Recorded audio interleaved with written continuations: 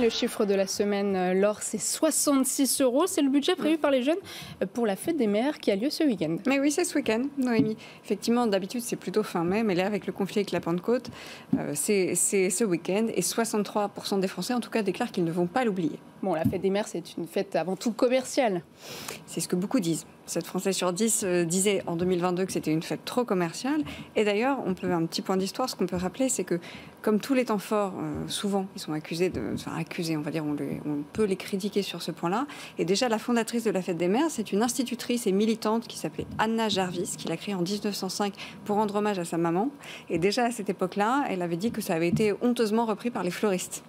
C'était une féministe. C'était sûrement une féministe. Ça représente quoi concrètement en termes de commerce? Alors effectivement, concrètement, on a parlé d'un budget de 66 € par personne. En tout cas, c'est le budget déclaratif des jeunes en 2023. C'est 4 € de plus qu'en 2022, malgré l'inflation. À plus grande échelle, par exemple, les dépenses aux États-Unis, c'est 31,7 milliards de dollars en 2022. C'est 10% de plus que l'année précédente. Et alors, qu'est-ce qu'on achète à la fête des mères? Les grandes tendances, on la vit dure, hein, c'est-à-dire les fleurs, 42%, évidemment. Des bijoux, 35%, 31% des cosmétiques et après vêtements et accessoires de mode aussi autour d'un tiers. Mais la fête des mères, c'est quand même assez traditionnel. Est-ce que c'est encore au goût du jour aujourd'hui? Alors la fête des mères, c'est encore une valeur sûre, mais c'est sûr que même si 79% des Français vont la fêter, c'est moins le cas par exemple pour la fête des pères. C'est 64% des Français pour la fête des pères, donc un peu moins. Alors est-ce que la tendance se creuse? Pour répondre à votre question, je pense que ça dépend beaucoup effectivement des nouveaux modèles familiaux et de la façon dont ceux-ci sont mis en valeur, et notamment à l'école. Enfin, ça peut pas être bien vu de parler de la fête des mères et de la fête des pères, notamment du fait de la diversité des familles aujourd'hui. On a quelques secondes. Est-ce que la fête des pères va disparaître?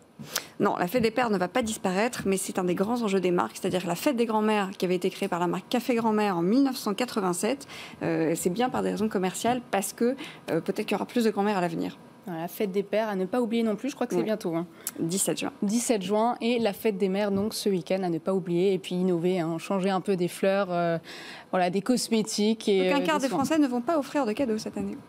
Ça, c'est moins bien par contre. Voilà, il faut offrir des cadeaux à sa maman. Merci beaucoup Laure Barian. Je rappelle que vous êtes consultante d'Altavia Natif. C'est la fin de cette émission.